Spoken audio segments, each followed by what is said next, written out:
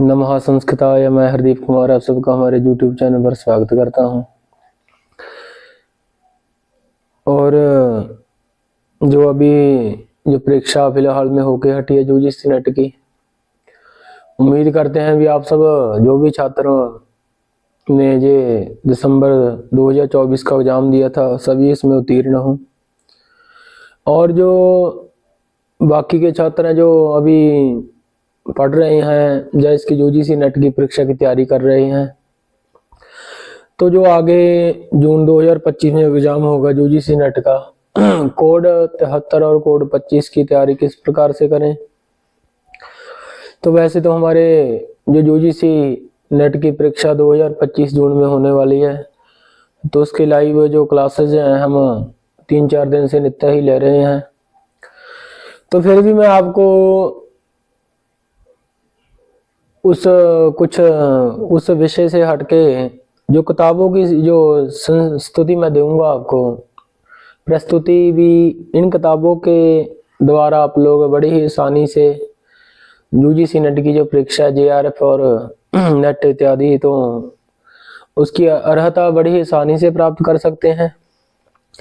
तो सबसे पहले बच्चे जैसे उसमें वैदिक साहित्य है, तो वैदिक साहित्य की जो यूनिट पहली जैसे आपकी, तो उसमें आप लोग ये कोड 73 के लिए ये सुमति जो संस्कृत की पुस्तक है, तो आप इसको भी अच्छे से अध्ययन कर सकते हैं आप लोग। और वैसे इसमें जो यूजीसी नेट का पाठ्यक्रम है आपका, तो उसी के अनुसार आप लोग इसमें से बड़ी ही आसानी से अपनी तैयारी कर सकते हैं। सभी जो यूनिट होती हैं कोड 73 की, तो इसमें दे रखी है। वैसे अगर कोड 25 की आप लोग तैयारी कर रहे हैं, तो ये संस्कृत प्रतिस्पर्धा प्रकाश है, जो हमारे माननीय दीप कुमार संजय कुमार भट्ट जी की पुस्तक है। तो इससे भी आप जो कोड 25 वाले छात्र हैं, वैसे इससे भी काफी आपका कवर हो जाता है मैक्सिमम, जो जितना भी पाठ्यक्रम आपको दिया हुआ उसमें। तो मेरे हिसाब से जो अभी 4-5 महीने आपको पता भी जो यूजीसी नेट का एग्जाम होता है जून वाला, तो वह आगे वैसे सितंबर तक चला ही जाता है मैक्सिमम। तो उसके लिए आप जो न्याय वैशेषिक जैसे मीमांसा, तो वेदांत सार का अध्ययन कर सकते हैं। और तो जो व्याकरण होती है, तो व्याकरण के लिए चाहे नेट आपके जो कोड 25 चाहे कोड 73 की हो, तो उसके लिए आपको मध्य सिद्धांत कौमुदी का अध्ययन करना चाहिए। और इसी में से आपका पूरा वैसे जो संस्कृत प्रतिस्पर्धा प्रकाश और सुमति, इसमें भी मतलब अच्छे से व्याकरण दे रखी है। और जो ज्योतिष वगैरह के लिए आप लोग होड़ा चक्र में से आपके नक्षत्र प्रकरण, उनके स्वामी इत्यादि जो होते हैं वह हो जाएंगे कवर। तो अच्छा, एक ये मनुस्मृति का आप अध्ययन कर सकते हैं आप लोग। और मनुस्मृति और यज्ञवाल्क्य स्मृति का जो सामान्य से प्रकरण होते हैं बच्चे, उनको भी आप, क्योंकि आपके पास अभी समय है, तो आप उसको बहुत अच्छे से मतलब स्वाध्याय कर सकते हैं।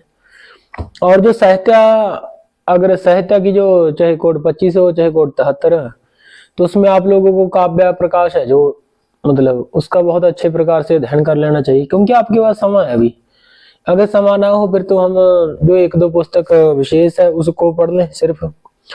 पर ये समय को ध्यान में रखते हुए, क्योंकि आपके पास 4-5 मंथ आराम से है, तो आप बहुत अच्छे से प्रिपरेशन आपकी इसके एग्जाम की कर सकते हैं। तो तर्क संग्रह वगैरह, और फिर भी आप लोग थोड़ा सा अपना मूल्यांकन करने के लिए, तो यह किताब बड़ी अच्छी है आपकी, संस्कृत जो साहित्य मंजूषा किताब है, शास्त्र मंजूषा।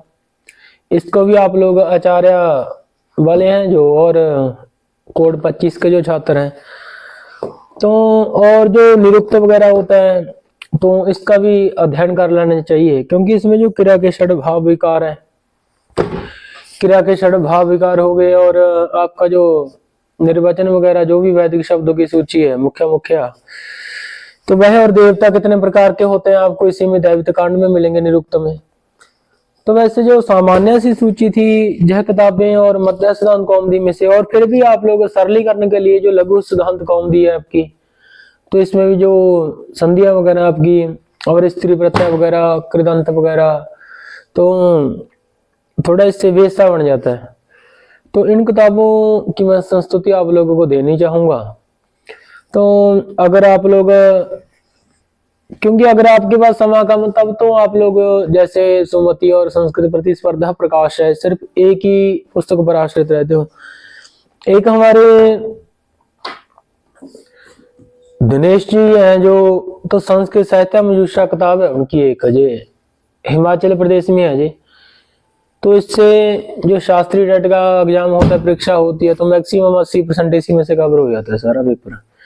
तो इस समय से केवल वही नहीं, तो मतलब आप जो कोड 73 आचार्य की परीक्षा और जो कोड 25 की परीक्षा है, उसको भी आराम से काफी मतलब मैक्सिमम इसमें से हो जाता है आपका।